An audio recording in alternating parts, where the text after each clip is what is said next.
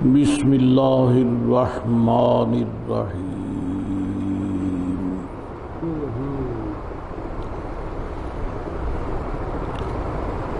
صراط الذین انعمت علیہم غیر المغضوب علیہم ولا الضالین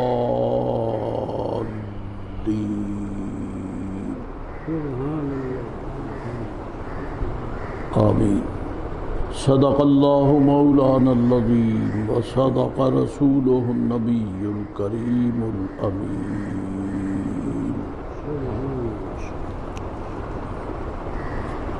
سورہ فاتحہ کا اختتام ہے۔ قرآن پاک سارا ہی اہم ہے، لیکن اس مبارک سورت کے لیے خصوصی طور پر رب کریم نے وَلَقَدْ آتَيْنَاكَ سَبْعًا مِّنَ الْمَثَانِي وَالْقُرْآنَ الْعَظِيمِ ارشاد فرمایا ہے، یا رسول اللہ علیہ السلام، ہم نے آپ کو 7 آیات عطا فرمائی ہیں جو کہ مثانی ہیں، یعنی بار بار پڑھی جاتی ہیں۔ چنانچہ دن بھر میں آپ باقی صورتیں اس قدر تلاوت نہیں کرتے، اگرچہ وہ تعداد آیت کے حوالے سے مختصر ہوں، ان کی تلاوت اس قدر نہیں ہوتی جتنی اس کی ہوتی ہے۔ یہ اہمیت پر دلالت کرتی ہے۔ مثانی فرمانے کا معنی یہی ہے کہ اس کو بار بار پڑھا جاتا ہے۔ چنانچہ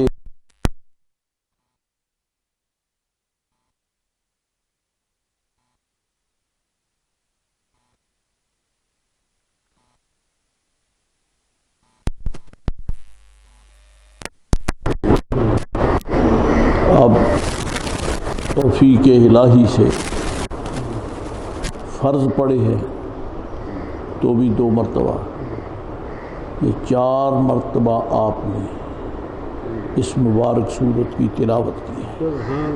یہ مثانی کی تعمیل ہے اور بحوالہ امر نبی رحمت علیہ السلام ہے، کیونکہ آپ نے نماز میں قرآن کریم پڑھنے کی ترتیب ہی یہی بتائی ہے۔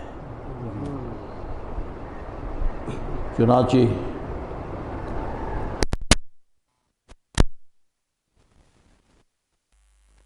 میں اگر اکیلا ہے تو واجب ہے،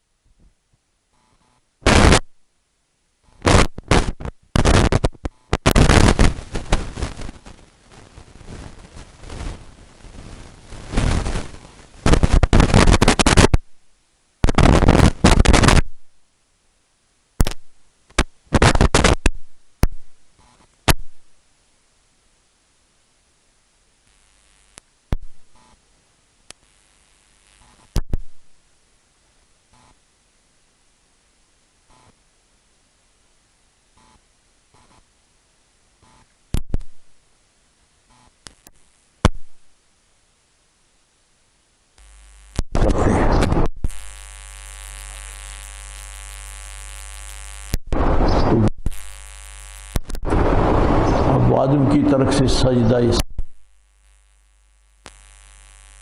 سورت بھی واجب ہے، اس کے ساتھ پہلی 2 رکعت میں فرضوں میں سورت ملانا واجب ہے۔ چنانچہ اگر وہ ضم سورت رہ جائے پھر بھی سجدہ سہو واجب ہوتا ہے۔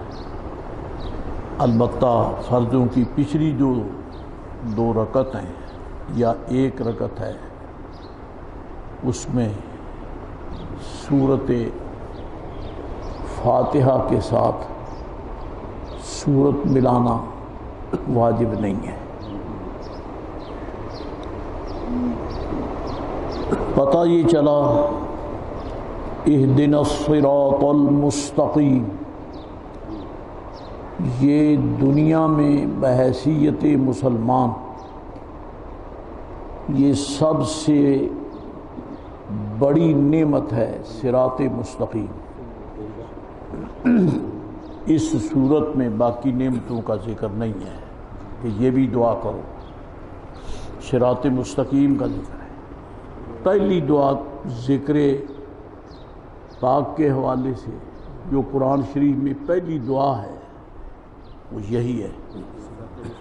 باقی دعائیں ان کی دو قسمیں ہیں، بعض وہ دعائیں ہیں جو رب کریم نے اپنے مقربین کے حوالے سے عطا فرمائی ہے کہ حضرت آدم علیہ السلام نے یہ دعا کی، حضرت نوح علیہ السلام نے یہ دعا کی، حضرت ابراہیم علیہ السلام نے یہ دعا کی، جناب حضرت سرکار موسیٰ علیہ السلام نے، حضرت عیسیٰ علیہ السلام نے، تو اس حوالے سے وہ آیات پڑھی جاتی ہیں دعائیں۔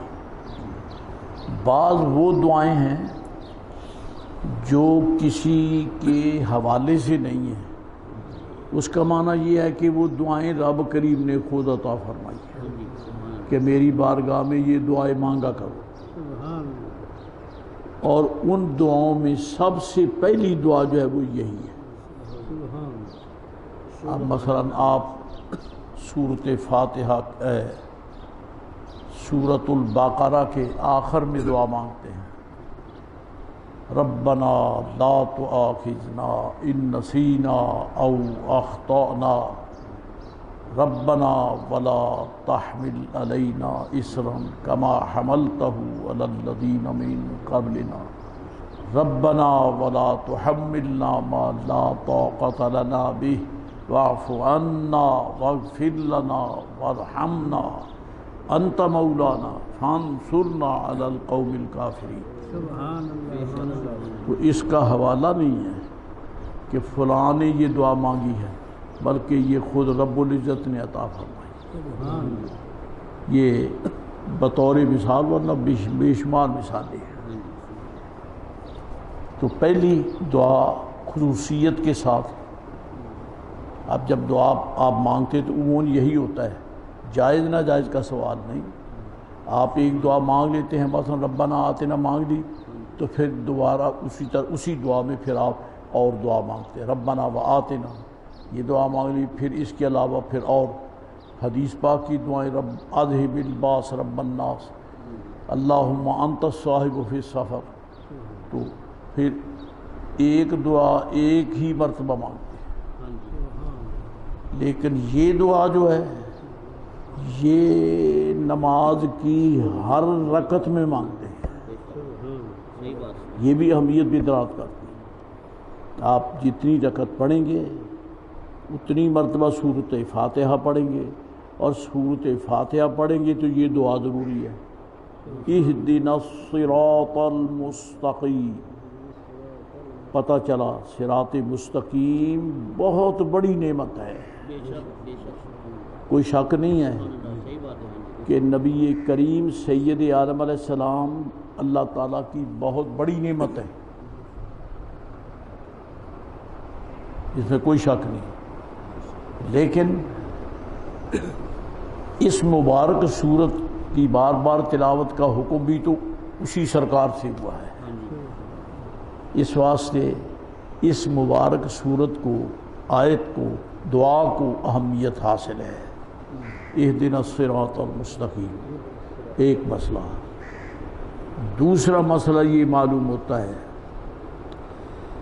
کہ اس پہ بحمدہ تعالیٰ کل کی نشست میں یا پرسوں بحث ہوئی کہ صراط مستقیم کسے کہتے ہیں۔ صراط مستقیم اس کا نشان کیا ہے یہ وضاحت ہو چکی ہے۔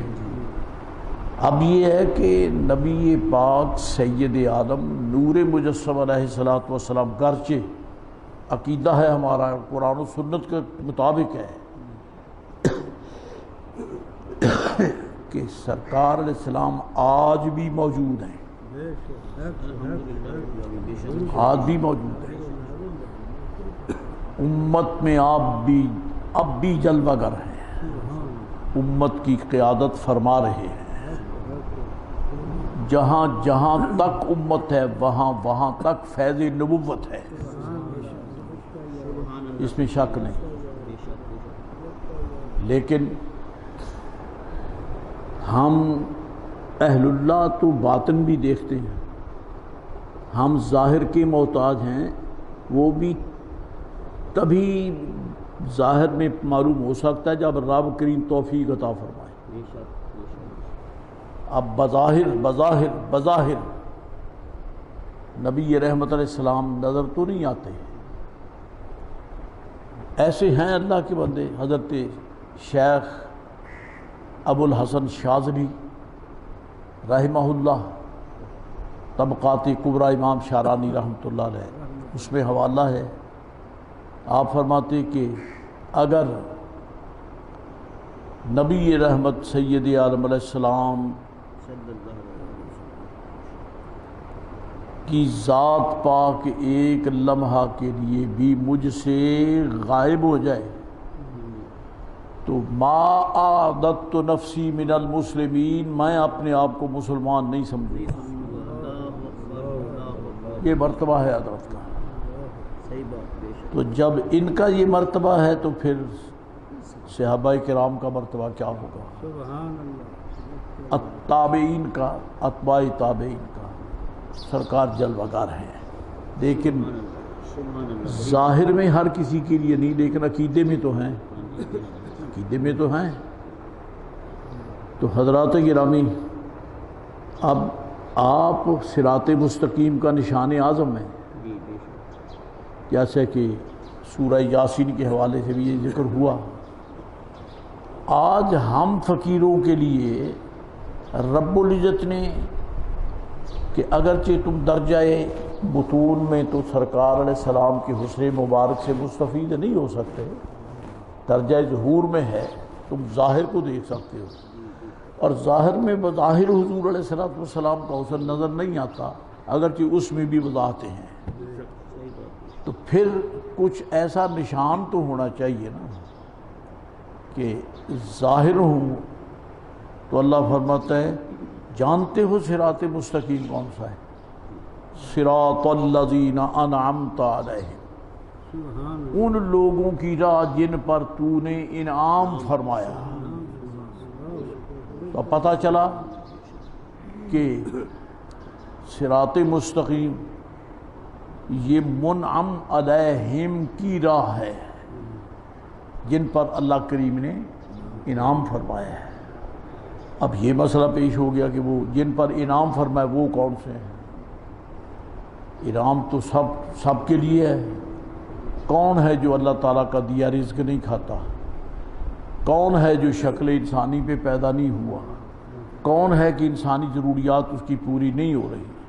تو سب انسان سب پہ انعام ہو رہا ہے، لیکن یہ خصوصی انعام ہے، یہ صرف روٹی کھانے کا نام انعام نہیں ہے۔ یہ وہ اللہ والے ہیں جن کا رب کریم نے خود قرآن شریف میں بیان فرمایا کہ یہ وہ لوگ ہیں جن پر اللہ کریم نے انعام فرمایا۔ اور جب ہم ان پہ غور کریں تو پتہ چلتا ہے تاجدار مدینہ یہاں بھی مینارہ نور ہے، حضور یہاں بھی مینارہ نور ہے۔ چنانچہ رب فرماتا ہے وَمَن يُطِعِ اللَّهَ وَالرَّسُولَ، جو طاعت کرتا ہے اللہ تعالیٰ کی اور رسول پاک علیہ الصلوۃ والسلام کی۔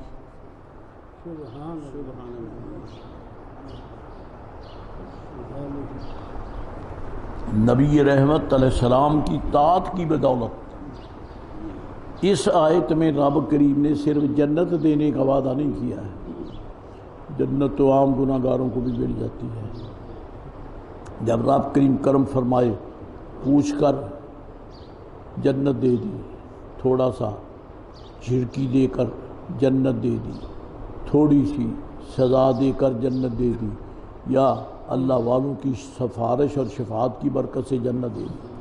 اب جو رسول اللہ علیہ السلام کی طاعت میں ساری زندگی بسر کرتے ہیں ان کے لیے کیا ہے؟ فرمایا فَأُولَئِكَ مَعَ الَّذِينَ أَنْعَمَ اللَّهُ عَلَيْهِمْ، رسول کریم علیہ السلام کی اطاعت میں زندگی بسر کرنے والے، اللہ فرماتا ہے ان کو میں یعنی ان کے لیے میرے خصوصی اعلان ہے کہ یہ ان لوگوں کے ساتھ ہوں گے جن پر اللہ کریم نے انعام فرمایا۔ معلوم ہوتا ہے یہ مرتبہ جنت سے اونچا ہے، یہ اونچا ہے۔ مع الذین انعم اللہ علیہم، جن پر اللہ نے انعام فرمایا ہے۔ انعام بعد میں دیکھتے ہیں، انعام دینے والا پہلے دیکھتے ہیں۔ جس قدر اونچے مرتبے کا یہ منعم ہے اسی کی نسبت سے وہ انعام اونچا ہوگا۔ تو جب رب کریم منعم ہے تو پھر معلوم کر لیں کہ صدیق اکبر کے لیے کتنا بڑا انعام مل گیا ہے۔ ابو بکر صدیق منعم علیہم ہیں، بلکہ منعم علیہم کے نبیوں کے بعد سردار ہیں۔ چنانچہ اللہ تعالیٰ فرماتا ہے کہ یہ وہ جو طاعت رسول کریم علیہ السلام کرتے ہیں یہ لوگ قیامت کے دن ان لوگوں کے ساتھ ہوں گے جن پر اللہ نے انعام فرمایا۔ مولا وہ کون ہے؟ فرمایا من النبیین، نبیوں میں، والصدیقین والشہداء والصالحین۔ یہ صراط مستقیم جو ہے اس کا نشان اولیاء اللہ مقربین ہیں، مخلصین ہیں۔ یوں سمجھ لو کہ جس عقیدے پر ولی ملے جائیں وہی عقیدہ صحیح ہوتا ہے، وہی عقیدہ صحیح ہے۔ تو اس کی ایسی تیسی جو بکواس کرے، ہمارا عقیدہ یہ ہے کہ جس راستے پر حضرت سرکار فرید الدین گنج شکر ہے وہ راستہ منعم علیہم کا راستہ ہے۔ غوث پاک جہاں ہیں وہ راستہ منعم علیہم کا ہے۔ جس عقیدے میں ولی ملتے ہیں وہی عقیدہ صحیح ہے، وہی صراط مستقیم۔ چنانچہ جس عقیدے میں اولیاء اللہ ملتے ہیں، بلکہ میں یوں کہوں کہ جو عقیدہ اولیاء اللہ سے ملتا ہے، اولیاء اللہ کا ہے، وہی اہل سنت و جماعت کا عقیدہ ہے۔ اہل سنت میں ہی منعم علیہم ہوئے، اہل سنت میں ہی ہیں، آج بھی ہیں، ہمیں نظر آنا ضروری نہیں ہے، ہیں تو صحیح۔ اور اگرچہ کسی کو عطر کے پرفیوم کے فارمولے کا علم نہیں ہے، آپ نے 500 روپے کا عطر خریدا، ایک شیشی ہے، اس کے آپ نے اتنی قیمت دے کر خریدا ہے، تو جب آپ لگاتے ہیں اس کپڑے سے سبحان اللہ ماحول مہک جاتا ہے، ماحول مہک جاتا ہے، لیکن آپ کو یہ تو پتہ نہیں ہے کہ اس عطر کا فارمولہ کیا ہے، یہ تو پتہ نہیں، مہک تو آتی ہے نا۔ چلیے ہم دیکھ نہیں سکتے، ولیوں کی مہکی تو آ رہی ہیں الحمدللہ رب العالمین، اور یہ اللہ کی مہکی تو آ رہی ہیں اللہ تعالیٰ کے فضل و کرم سے، الحمدللہ رب العالمین، الحمدللہ رب العالمین۔ جب ہم ان کا نام لیتے ہیں تو ہماری مشکلیں حل ہو جاتی ہیں، جب ان کا نام لیتے ہیں تو میں جس یعنی سلسلہ عالیہ، سلسلہ طریقت کا میں فقیر ہوں، ہمیں حکم ہے ہر نماز فرضوں کے بعد جو معمولات ہیں اس میں معمول یہ ہے کہ اس میں جلالت بھی 21 مرتبہ 21 مرتبہ لیتے ہیں، اور آخر میں اس میں شیخ بھی 21 مرتبہ لیتے ہیں، آخر میں 21 مرتبہ، کیونکہ شیخ جو ہوتا ہے وہ حق سبحانہ و تعالیٰ کی شان الوہیت کا مظہر ہوتا ہے، تو وہ غیب ہے تو پیر و مرشد جو ہے وہ حاضر ہے، اس باطن کی تجلی اس ظاہر میں ہے، تو اس باطن کا بھی ذکر ہوا، ظاہر کا بھی ذکر ہوا، ہم فقیروں کا کام بن گیا الحمدللہ۔ حالانکہ ذکر ہے یا ایھا الذین آمنوا اذکروا، اور ایک دوست نے واقعہ بیان فرمایا، ایمان تازہ ہو گیا۔ کبھی کبھی ذوق میں یہ الحمدللہ اپنے بعد میں احباب سے کہا بھی کرتا ہوں بہشتی کا دروازہ کھلنے والا ہے، پاک شریف میں باب بہشت کھولنے والا ہے۔ صوفیہ، صلحہ، خدا جانتا ہے کتنے کتنے عظیم لوگ آئے ہوتے ہیں۔ بلکہ ہم تو یہ بھی قرآن شریف سے دیکھتے ہیں کہ ان اللہ والوں کے مقامات پر فرشتوں کا نزول بھی ہوتا ہے، کیونکہ تتنزل علیہم الملائکہ۔ تو آپ جانتے ہیں کہ جو پیار والے وہ فرید پاک کے نام کے نعرے لگاتے ہیں، حق فرید یا فرید، حق فرید یا فرید، آستانہ شریف گونج رہا ہے۔ کوئی قسمت کا ہارا مارا ہوا بھی یہ بدبخت جاتے ہیں امتحان لینے کے لیے کہ کیا ہوتا ہے، کہتا اللہ اللہ کرنا چاہیے، یا فرید کرتے ہیں۔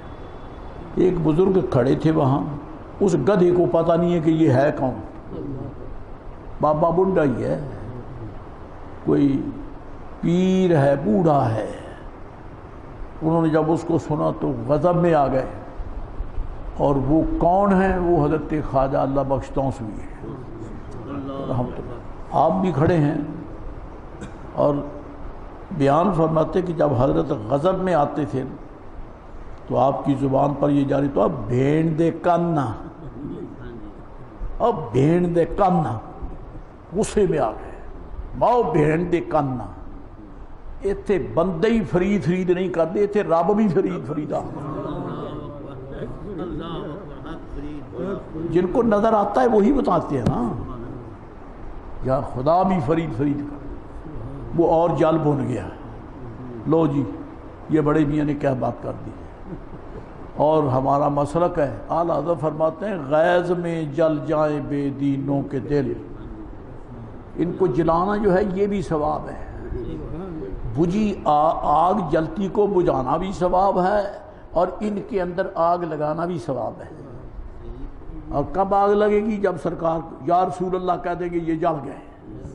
کیسی ناپاک قسمت لے کے پیدا ہوئے بغیرت، اگر یا غوث پاک کہیں تو پھر بھی جلتے ہیں، اگر اولیاء اللہ کا نام لیتے ہیں تو پھر بھی جلتے ہیں۔ آپ دیکھ رہے ہیں کبھی ان کے ہاں اولیاء اللہ کے نام پر عرس شریف نہیں ہوتا، کیونکہ ان میں ولی ہوں تو عرس بنائیں۔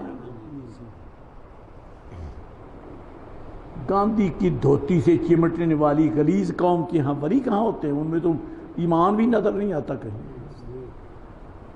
جی یہ کیا ہو گیا؟ آپ نے کہہ دیا کہ اللہ بھی فرمایا، قرآن شریف پڑھا ہے، اللہ فرماتا ہے یا فاذکرونی اذکرکم، میرا ذکر کرو میں تمہارا ذکر کروں گا۔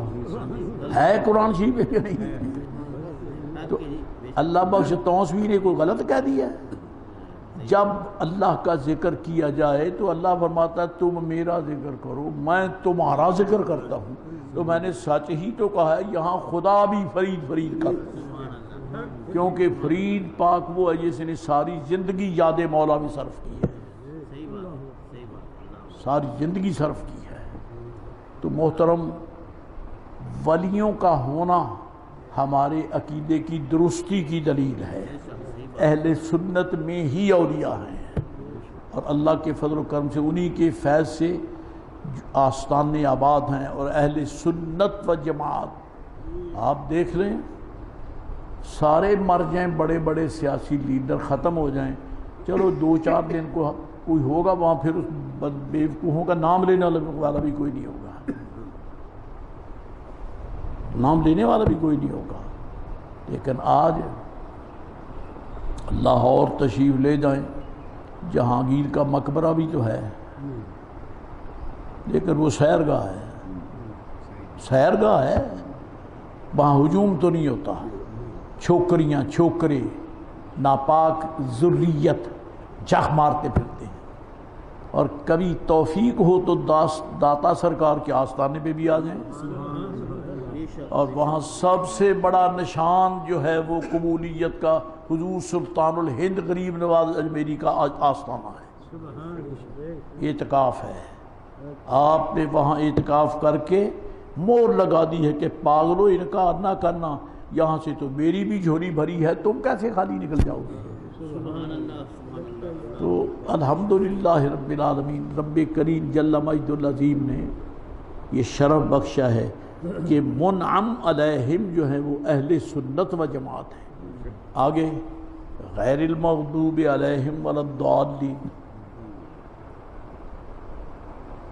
نہ کہ ان کا جن پر غضب ہوا، ہم ان کی راہ نہیں مانگتے جن پر غضب ہوا، ولا الضالین، نہ بہکے ہوئوں کا، ہیں دونوں ہی گمراہ ہیں، دونوں ہی بے ایمان، دونوں ہی کافر ہیں۔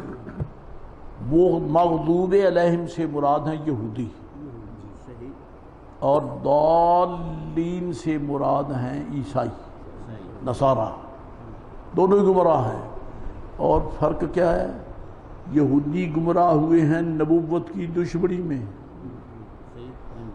یہ تب کافر ہیں، اور نصارہ کافر ہوئے ہیں محبت کے دعوے میں۔ چنانچہ یہودیوں نے موسیٰ علیہ السلام کی مخالفت کی، ہارون علیہ السلام کی مخالفت کی، انبیاء علیہ السلام کی، حضرت داؤد علیہ السلام کی، سلیمان علیہ السلام کی، یہ سارے مبارک بنی اسرائیل میں تشریف لائے ہیں، اور یہودیوں نے ان کی سخت مخالفتیں کی ہیں، باتیں مردود قرار پائے۔ اور یہ نصارہ یہ محبت کا دعویٰ کر کے کہتے ہیں عیسیٰ ابن اللہ، عیسیٰ اللہ تعالیٰ کا بیٹا ہے، تو یہ یعنی دعویٰ محبت ہے لیکن کافر، اور وہ دعویٰ دشمنی عداوت ہے کافر۔ لیکن یہ یاد رہے کہ جو نبی پاک کی دشمنی سے کافر ہوتا ہے وہ بہت بڑا کافر ہے، اور جو محبت کے دعوے میں کافر ہوتا ہے وہ بھی کافر، لیکن اس کے مقابلے میں چھوٹا ہے۔ کیوں؟ رب نے پہلے کافر کا ذکر یہودیوں کا کیا ہے، پھر ان کا کیا ہے، ہیں دونوں بے ایمان۔ اور اللہ تعالیٰ فرماتا ہے ان سے بھی بچو، ان سے بھی بچو۔ وہی سے یوں کہو یا اللہ نہ ہمیں یہودیت چاہیے نہ نصرانیت چاہیے، ہمیں تو مصطفیٰ کی غلامی چاہیے، صلوات اللہ تعالی وسلامہ علیہ وعلی آلہ وصحبہ وبارک وسلم۔ لہذا یہاں بہت نفیس اشارہ ہے کہ جب ان پہ خدا کا غضب ہے اور وہ گمراہ ہیں تو گندگی کے ڈھیر پر کون جاتا ہے؟ پھولوں کی سیج پہ جاتا ہے۔ اس لیے مرد مومن کو یہود ہوں نصارہ ہوں دنیا کے کافر ہوں ان کا کلچر اپنانا نہیں چاہیے، ان کا لباس بھی نہ اپناؤ، ان کی شکل بھی نہ اپناؤ، ان کا عقیدہ بھی نہ اپناؤ، ان کے پاس بیٹھو بھی نہیں، کیونکہ اس لیے اگرچہ وہ بھی جنگلی جانور ہے، وہ بھی جنگلی جانور ہے، حیوان خنزیر، اس کے پاس دوسرے جانور نہیں جاتے، وہ خنزیر ہیں یہ بھی جانور، لیکن اس سے نفرت کرتے ہیں، ڈرتے ہیں کہ یہ بدبخت ہے، یہ چیر پھاڑ کرے گا، لہذا جانور ہونے کے باوجود اس کے پاس نہیں جاتے۔ تو ہم انسان ہونے کے ناطے، پھر مسلمان ہونے کے ناطے، پھر نبی پاک علیہ السلام کے غلام ہونے کے ناطے ان گستاخی کے پاس ہم کیوں جائیں؟ ہمیں ان کا کردار اور کلچر نہیں اپنانا چاہیے۔ دکھ کی بات ہے کہ مسلمان آج نہ لباس میں اپنے کو ممتاز کر سکا، نہ اپنی شکل میں ممتاز کر سکا، نہ اپنے لباس میں کر سکا، نہ اپنے کردار میں کر سکا، بلکہ راؤنڈ ٹیبل کانفرنس ہو غیر ملکوں میں پاکستان کے وزیر سفیر شامل ہوتے ہیں، آپ شکل اور لباس میں کبھی فرق نہیں کر سکتے کہ ان میں مسلمان کون ہے بے ایمان کون ہے۔ کر سکتے ہیں؟ ہرگز نہیں کرتے، کیونکہ یہ دعویٰ مسلمانی کا کرتے ہیں لیکن ان کا کلچر جو ہے وہ غیر مسلموں کا ہے۔ ان میں کوئی نفاست نہیں، نزاکت نہیں، نزاہت نہیں، پاکیزگی نہیں، طہارت نہیں، تقدس نہیں۔ تقدس تو سارا سرکار جہاں قدم رکھتے ہیں ذروں میں تقدس ہوتا ہے، اللہ تعالیٰ اسے پسند کرتا ہے۔ اللہ تعالیٰ حضور علیہ السلام کے لیے فرماتا ہے مجھے راضی کرو تو نمونہ محبوب کریم کا پیش کر دو، میں راضی ہوں۔ لقد کان لکم فی رسول اللہ اسوۃ حسنہ۔ اللہ تعالیٰ مغضوب علیہم سے بھی بچائے اور ضالین غافلین سے بھی بچائے. ہم ہر رکعت میں یہ دعا مانگتے ہیں. اللہ تعالیٰ محبوب پیارے علیہ السلام کا صدقہ کرم فرمائے اور ہمیں ان نجس لوگوں سے بچا کر پاکوں کا ساتھ عطا فرمائے. آمین. وآخر دعوانا ان الحمد للہ رب العالمین وما علینا الا البلاغ. اللہم صلی علی سیدنا مولانا